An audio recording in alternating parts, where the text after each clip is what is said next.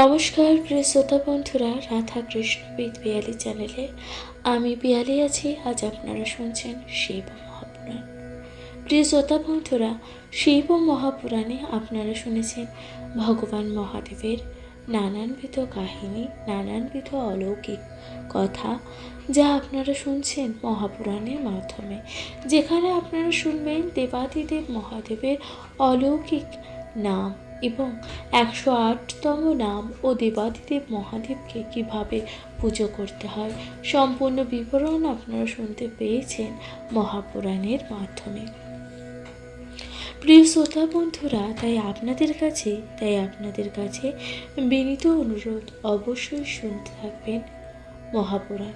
আজ আপনাদের সাথে পাঠ করে শোনাচ্ছি শিব মহাপুরাণের অন্তিম পর্ব, অর্থাৎ আজই অন্তিম পর্ব, যেখানে আপনারা শুনবেন মহাপুরাণে শিবরাত্রির ব্রতকথাতে বিশেশ্বরী মাহাত্ম্য। শুনতে থাকুন মহাপুরাণ।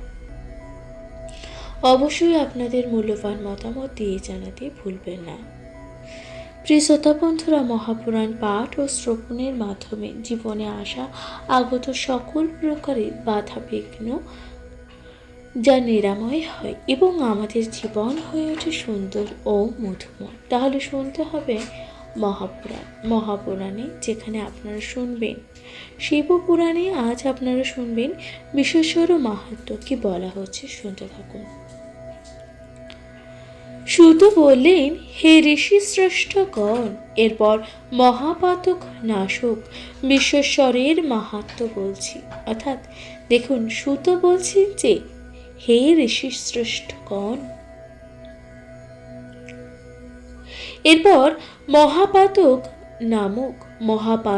নাশক, এইবার আমি বিশ্বশ্বরের মাহাত্ম্যের কথাই বর্ণনা করছি, তা আপনারা শুনুন। এই যে কাশী ক্ষেত্র আপনারা দেখছেন, এই অতি পুণ্যক্ষেত্র।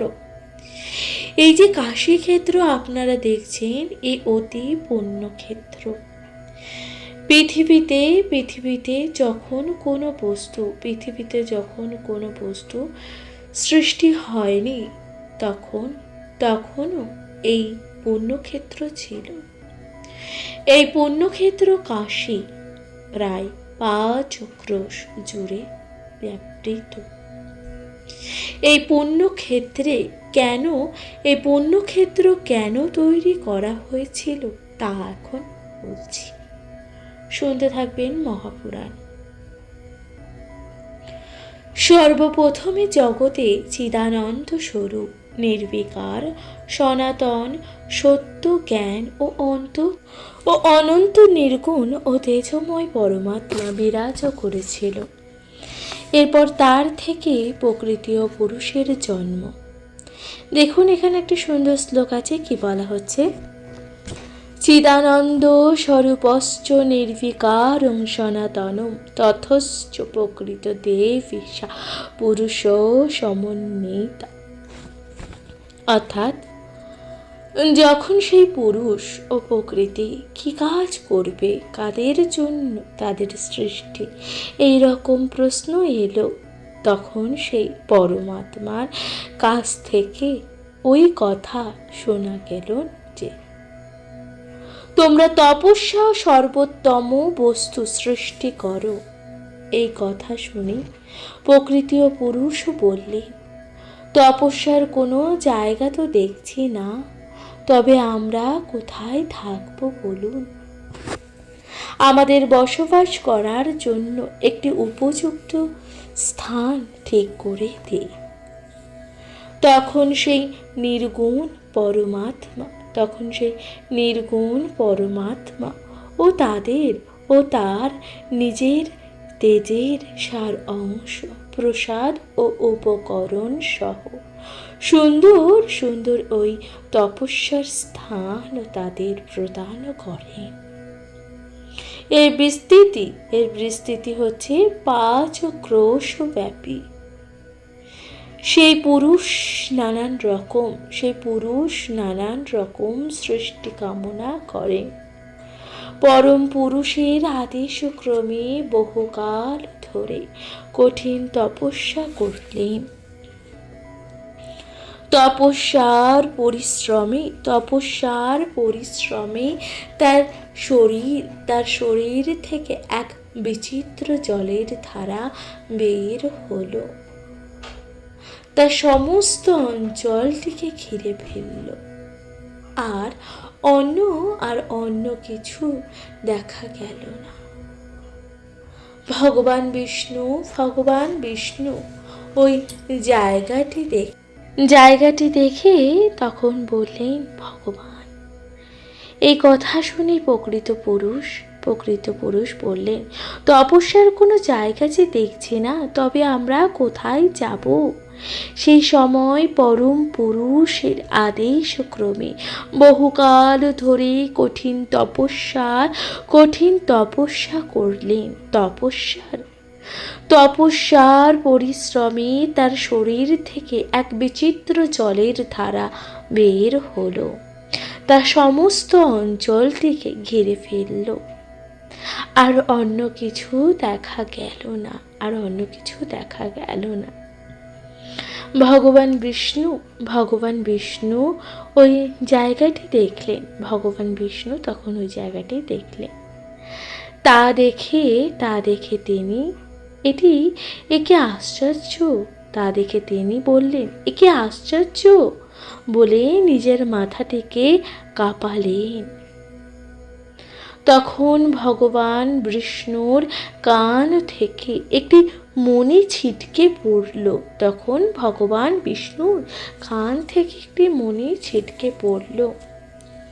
যেখানে ওই মণি পড়েছিল সেখানটা মণিকর্ণিকা নামে তীর্থ হলো। অর্থাৎ দেখুন, মণিকর্ণিকার ঘাট কেন হলো? কারণ সেখানে ভগবান বিষ্ণুর কি পড়েছিল? কানের একটি মণি ছিটকে পড়েছিল। সে কারণে ওই স্থানটির নাম মণিকর্ণিকা হয়েছিল। তখন নির্গুণ শিব সেই বিশাল জলরাশি প্লাবিত প্রাচীন পাজ ক্রোশব্যাপী কাশীকে নিজের ত্রিশূলের সামনে করে ধারণ করেছেন। ভগবান বিষ্ণু তার ওপর প্রকৃতির কোরে নিদ্রিত হলেন। তিনি সেই জলের ওপর কিছুক্ষণ শুয়ে থাকলে তার নাভিবদ্ধ থেকে পিতামহ ব্রহ্মার উৎপত্তি হয়।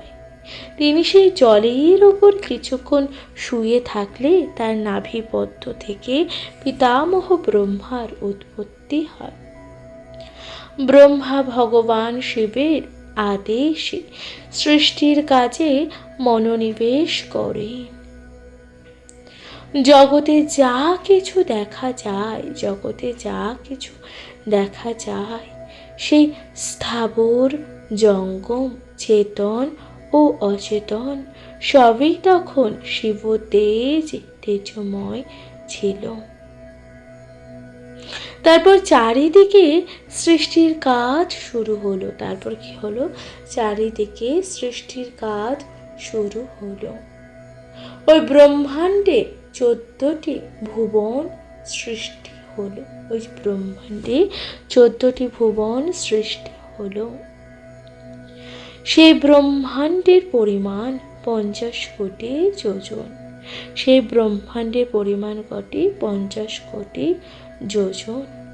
জলের ওপর যেমন নৌকা ভাসে, তেমন ভাবে ব্রহ্মাণ্ড জলের ওপর ভাসতে লাগলো। তাহলে কি বলছে?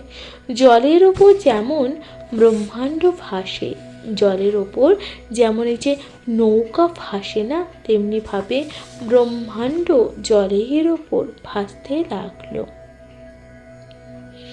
ঐরাবত প্রভৃতি দিগগজগণ তা ধরেছিল। দেখুন, এখানে একটি সুন্দর শ্লোক আছে। কি বলছি? যথা চৈব জলে নুশ্চ তথা ব্রহ্মাণ্ড কর জলে যথা চ মসৃণ গোলত্রয়ে চ পরিদৃশ্যতে।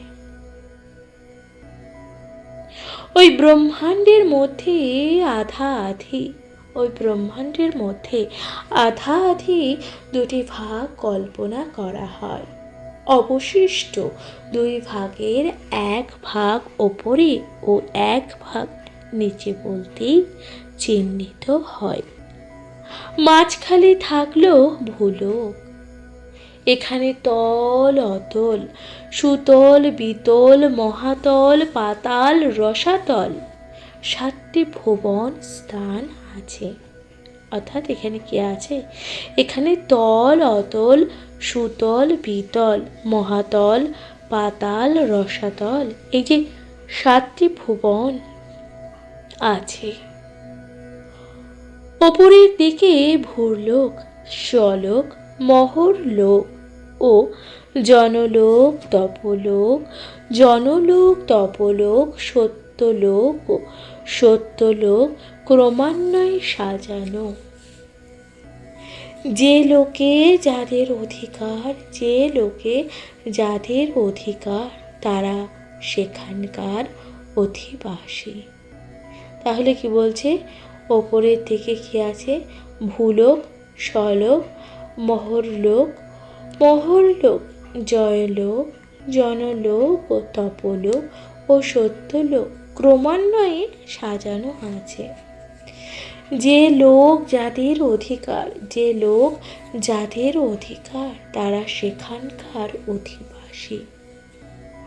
সপ্ত সমুদ্র, সপ্ত দ্বীপ, সুমেরু পর্বত, নানান নদী, বন ও ব্রহ্মাণ্ডে পরিবর্তন হচ্ছে। তাহলে ভগবান কি বলছেন দেখুন, এই যে আমাদের সপ্ত সমুদ্র, সপ্ত দ্বীপ, সুমেরু পর্বত, নানান নদী, বন এবং ব্রহ্মাণ্ডেও কিন্তু পরিবর্তন হচ্ছে, এ কথা বলা হচ্ছে। এরপর ভগবান বলছেন যে নির্গুণ পরমাত্মার ব্রহ্মার দুই রূপ, ক্ষর ও অক্ষর। নির্গুণ পরমাত্মার ব্রহ্মার দুই রূপ, ক্ষর ও অক্ষর। যা দৃশ্য অর্থাৎ যা দেখা যায়, অর্থাৎ যে রূপ দেখা যায় তা ক্ষর রূপ, যা দেখা যায় না তা অক্ষর রূপ। আবার তত্ত্বদর্শী মুনিগণ এই ভূতল রূপকে সগুণ বলেছে। যেমন মণি ও সূত্র, ফুল ও গন্ধ, জ্যোতি ও তেজ, এগুলো পরস্পরের সঙ্গে সম্পর্কযুক্ত। তাহলে এগুলো কি? পরস্পরের সঙ্গে সম্পর্কযুক্ত। এই রকম ভাবে সগুণ নির্গুণ, আবার নির্গুণ ও সগুণ, এরা পরস্পর সম্পর্কযুক্ত। এ কথা তত্ত্বদর্শী বিবেকবান পুরুষ জেনে থাকে। যারা সগুণ ব্রহ্মকে জেনে পরে নির্গুণ ব্রহ্মকে জানে, তারা নির্গুণ ব্রহ্মকে জানার ফলে সগুণ থেকে আবার ঘুরে যায়। যতদিন না নির্গুণ ব্রহ্ম লাভ করা যায় ততদিন সগুণ উপাসনা করতে হয়। অর্থাৎ যতদিন না এই যে নির্গুণ ব্রহ্ম লাভ করা যায় ততদিন অবধি সগুণ উপাসনা করতে হয়, এ কথাই কিন্তু পুরাণে বর্ণিত আছে। এই প্রসঙ্গে একটি সুন্দর শ্লোক আছে যেখানে বলা হচ্ছে যে তাবশ্চ স্বগুণং ধার্যং যবশ্চ নির্গুণ নহে নির্গুণে চ তথা লব্ধে হাস্যম্বার নির্বর্তনে। অর্থাৎ নির্গুণ লাভ হলে পুরুষের অহংকার নিবৃত্তি হয়। নির্গুণ লাভ হলে পুরুষের অহংকার নিবৃত্ত হয়। আবার অহংকার নিবৃত্ত হলে জীব ভাব নিবৃত্ত হয়। তখন পুরুষ সবই ব্রহ্মময় দেখে। তখন পুরুষ সবই ব্রহ্মময় দেখে। তিনি সকল পাপ থেকে মুক্ত হন। তখন সেই যোগীর অহং জ্ঞান জন্মে থাকে। অর্থাৎ আমি সেই। এই জ্ঞান জন্মালে বৈধ অবৈধ বলে কিছু থাকে না। এইভাবে সগুণ ব্রহ্ম নিজে ব্রহ্মাণ্ড নির্গান করে। মানুষের মঙ্গলের জন্য কর্মফলে আবদ্ধ মানুষ কিভাবে আমার দেখা পাবে? একথা ভেবে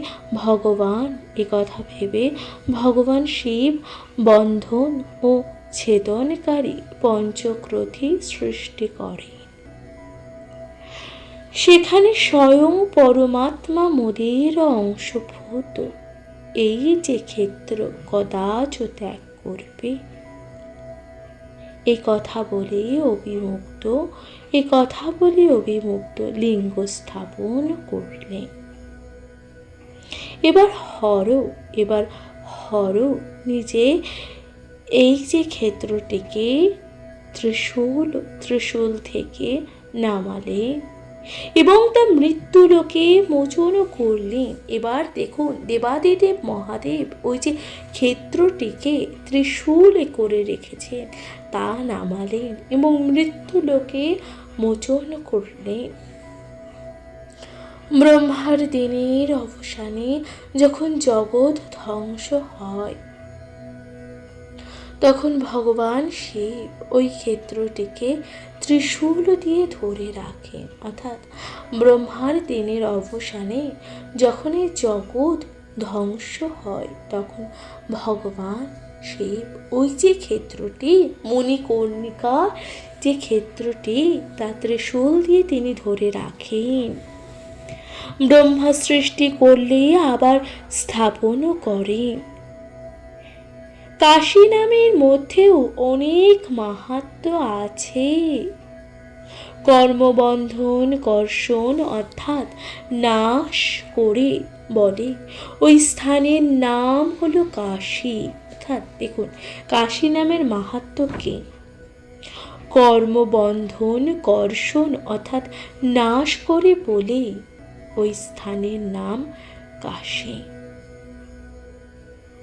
ওই কাশীতে অবিমুক্ত লিঙ্গ নিত্য বিরাজ করেছেন।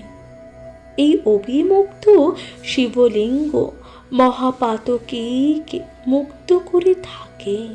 অর্থাৎ এই যে অবিমুক্ত শিবলিঙ্গ, এখানে যে মহাপাতক তাকেও সেই মুক্ত করে থাকে সে পাপের হাত থেকে। অন্য পুণ্যক্ষেত্র স্বরূপ মুক্তি লাভ হলো, কিন্তু কাশীতে সাজস্য লাভ থেকে সব থেকে উৎকৃষ্ট মুক্তি লাভ ঘটে থাকে। যাদের কোনো সংসারে স্থান নেই, কোনো উপায় নেই, তাদের ওই কাশী হলো একমাত্র গতি। কোটি কোটি হত্যা পাপ নাশিনী ওই কাশী ক্ষেত্র। অর্থাৎ কাশী ক্ষেত্র কি? কোটি কোটি হত্যা পাপ নাশিনী হলো ওই কাশী ক্ষেত্র। যে কোনো মুক্তিদাতা বলে কীর্তিমান ব্রহ্মা বিষ্ণু এবং দেব ঋষি সিদ্ধ ও মানুষ ওই কাশিতেই মৃত্যু কামনা করে থাকেন। অর্থাৎ দেখুন, যে কোনো দেবতা বলুন, ঋষি, মানুষ, সবাই কোথায় মৃত্যু কামনা করে? কাশী ধামে। এই কাশী এমন এক উৎকৃষ্ট ক্ষেত্র যার মাহাত্ম্য শত শত বৎসরেও বর্ণনা করা যাবে না। একসময় নির্গুণ গুণবান কৈলাসপতি ভগবান শঙ্কর কাশীতে এলেন। এক সময় এই যে নির্গুণ গুণবান কৈলাসপতি ভগবান শঙ্কর কাশীতে এলেন। সেখানে তিনি সেই পাপনাশক অবিমুক্ত শিবলিঙ্গ দেখেন। দেখুন, কৈলাসে কি আসলেন? কৈলাসে গুণবান কৈলাসপতি ভগবান শঙ্কর কাশীতে আসেন। তিনি সেই পাপনাশক অবিমুক্ত শিবলিঙ্গকে দেখেন। শঙ্করকে দেখে কাশীর অবিমুক্ত শিবলিঙ্গ পরম আনন্দ লাভ করে। ভগবান শিবকে প্রণাম ও স্তব ও মন্ত্র দিয়ে পার্বতী সহ পুজো ও প্রার্থনা করলে বললেন, হে দেবদেব, আমি আপনারই, আপনি দয়া করে মানুষের কল্যাণের জন্য এখানে অবস্থান করুন। তিনি বারবার এই প্রার্থনা করলেন। অশ্রু সজল চোখে তার পা ধরে রইলেন। আবার বললেন, হে দেব, আপনি এই কাশী রাজধানী গ্রহণ করুন। আমি চিন্তায় অতীব যে সুখ তার জন্য রাজধানী গ্রহণ করুন। আমি চিন্তায় অতীত যে সুখ তার জন্য ধ্যানে মগ্ন থাকে। তিনি বললেন, এই জগতে আপনি একমাত্র মুক্তিদাতা। সুতরাং আপনি দেবী পার্বতীকে নিয়ে মানুষের কল্যাণের জন্য এখানে থাকুন। আপনি জগতের সমস্ত জীবকুলকে পরিত্রাণ করুন। তিনি এইভাবে আকুল হয়ে প্রার্থনা করলেন। ভগবান কৈলাসপতি কপাল মোচনের নিবৃত্ত লোকের উপকার জন্য সেখানে অবস্থান করলেন।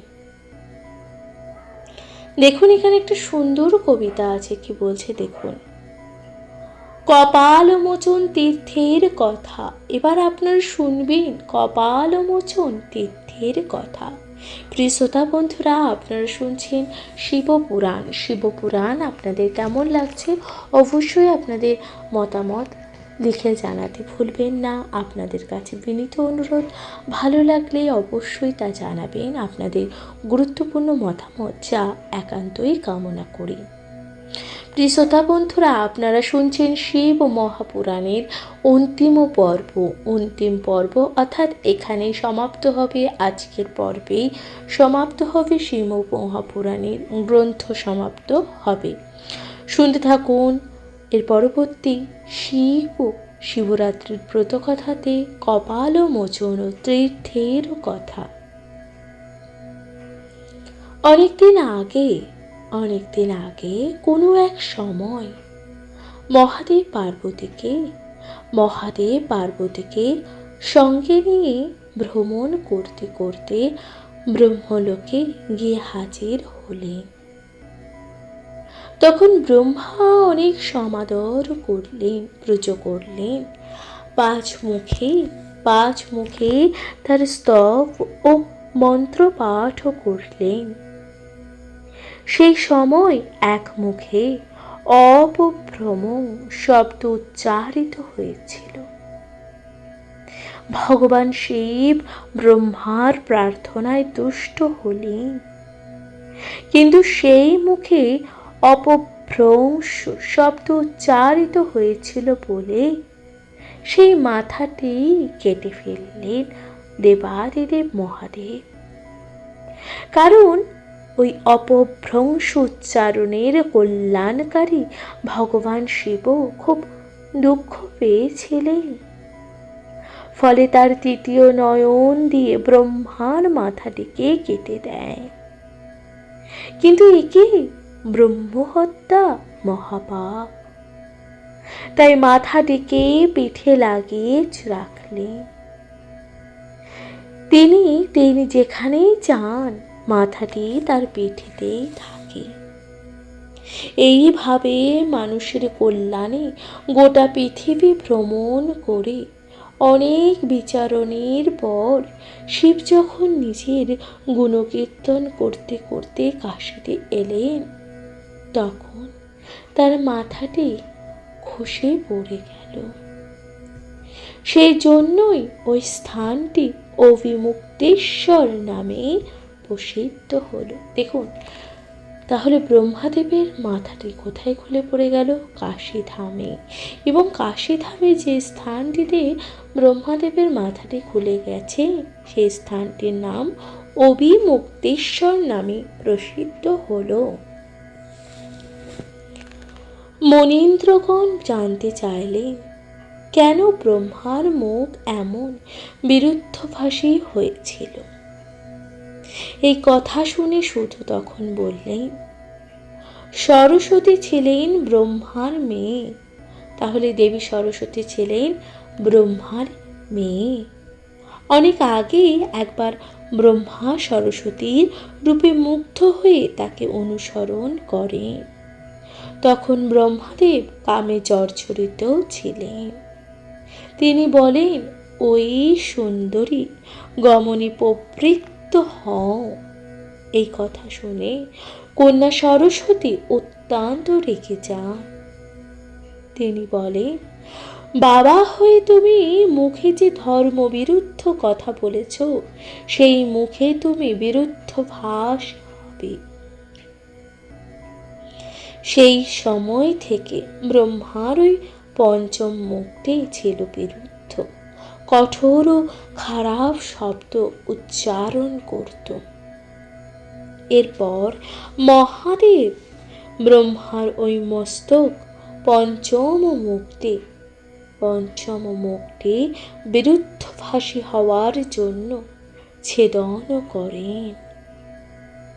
তবে স্বয়ং শিবকেও পরম ব্রহ্মের আরাধনা করে ব্রহ্ম হত্যার পাপ দূর করতে হয়, না হলে পাপ স্বয়ং কখনো দূর হয় না।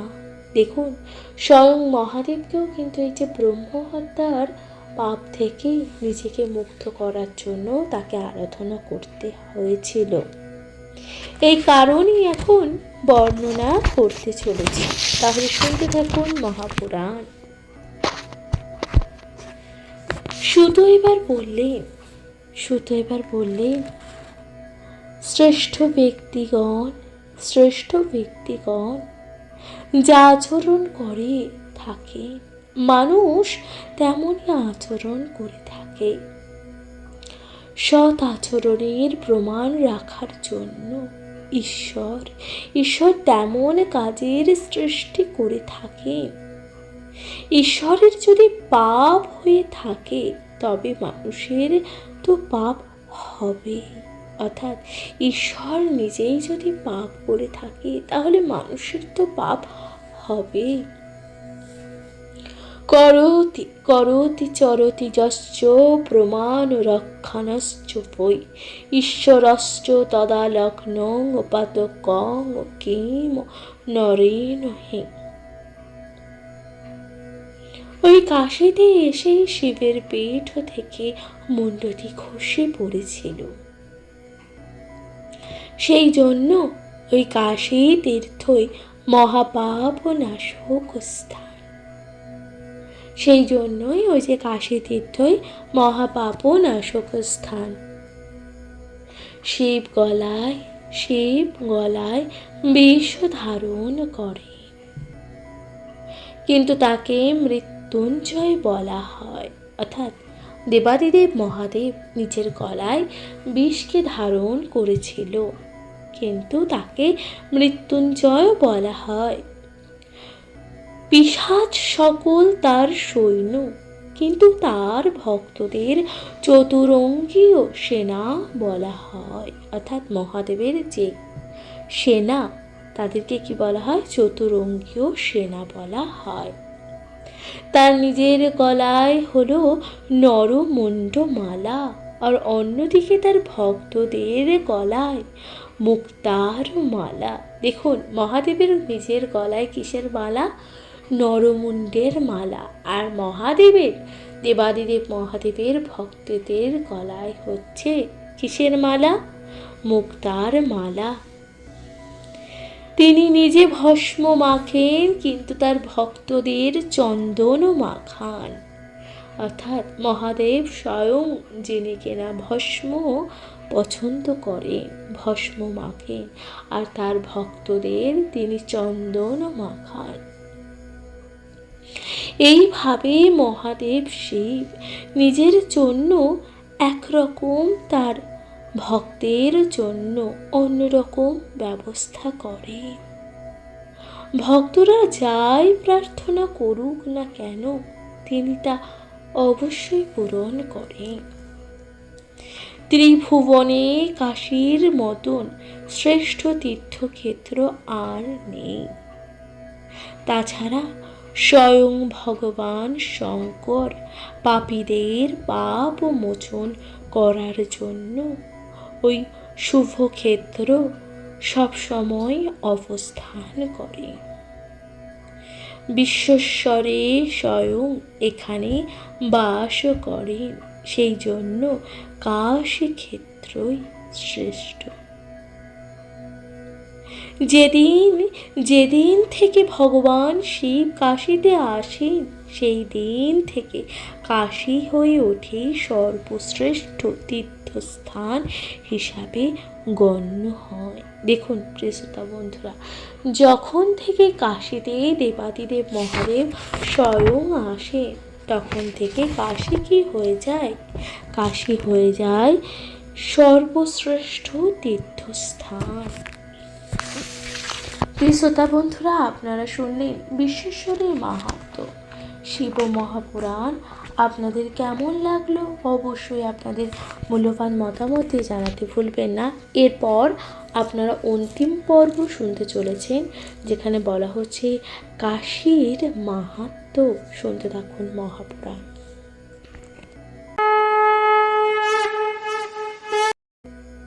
নমস্কার প্রিয় শ্রোতা বন্ধুরা, রাধা কৃষ্ণ বিদ পিয়ালি চ্যানেলে আমি পিয়ালি আছি। আজ আপনারা শুনছেন শিব মহাপুরাণের অন্তিম পর্ব, অর্থাৎ এখানেই এই পর্বেই গ্রন্থ সমাপ্ত হচ্ছে। আজকের মতন শিব মহাপুরাণ, অর্থাৎ শিব মহাপুরাণ সমাপ্ত হচ্ছে এখানে এই পর্বে, যেখানে আপনারা শুনবেন কাশীর মাহাত্ম্য। শুনতে থাকুন অন্তিম পর্ব, কাশীর মাহাত্ম্য। কাশীর মাহাত্ম্যে কিভাবে বর্ণনা করা হয়েছে এই পুরো শিব মহাপুরাণ আপনাদের কেমন লাগছে, কেমন লেগেছে অবশ্যই আপনারা তা জানাবেন। আপনাদের মূল্যবান মতামত তা অবশ্যই লিখে জানাবেন। আপনাদের কাছে একটি অনুরোধ, অবশ্যই শুনতে থাকবেন মহাপুরাণ কেমন লাগলো আপনাদের অবশ্যই তা জানাতে ভুলবেন না। আপনারা শুনছেন কাশীর মাহাত্ম্য। একদা পার্বতী লোকের মঙ্গলের জন্য ভগবান শঙ্করের কাছে পঞ্চক্রোশীর মাহাত্ম্য জানতে চান। তিনি আনন্দের সঙ্গে বলেন,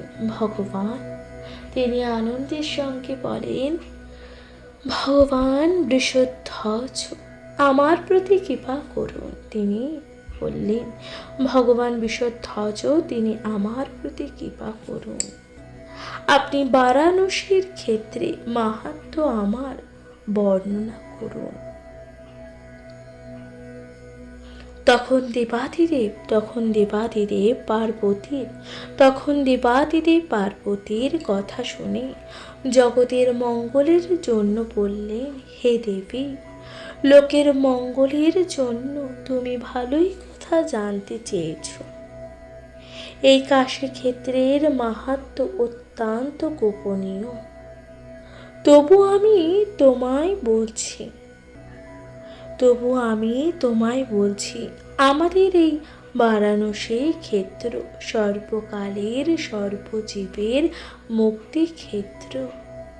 সংযত চিত্তের অধিকারী জিতেন্দ্রিয় সিদ্ধগণ এই বারাণসী ক্ষেত্র শিব লোক পাওয়ার আশায় ভস্ম ও ত্রিপুণ্ডাদি চিহ্ন ধারণ করে। আমার ব্রত অবলম্বন করে যোগ অভ্যাস করে থাকে। এখানে বিভিন্ন বৃক্ষ, পাখি, পদ্ম ও অন্যান্য ফুল ও সরোবর শোভা পেত। সুতরাং ওই জায়গাটি অত্যন্ত সুন্দর। গান্ধর্ব, নাগ, অপ্সরাগণ এখানে সবসময় থাকে। এই ক্ষেত্রে আমি সবসময় থাকতে ভালোবাসি। ব্রহ্মনিষ্ঠ তত্ত্বদর্শীরা রাগ, ভয়, ক্রোধ, দ্বন্দ্ব ও অহংকার ত্যাগ করে মন ও সমস্ত কর্ম আমাকে সঁপে দেয়। আমার ভাবেই তারা সমগ্র জগৎ দেখেন। সেই হরি আমি। এরকম মনে করে তারা সুখে দুঃখে সুখী হয়েছে। ইষ্ট লাভে অতি আনন্দিত এবং অনিষ্টের জন্য দুঃখ না পেয়ে এই পুণ্য ক্ষেত্রে অবস্থান করেছে। এভাবেই ওই স্থানটিকে তীর্থক্ষেত্রের মধ্যে শ্রেষ্ঠ বলে গণ্য করেছে। ওই ভক্তদের সঙ্গে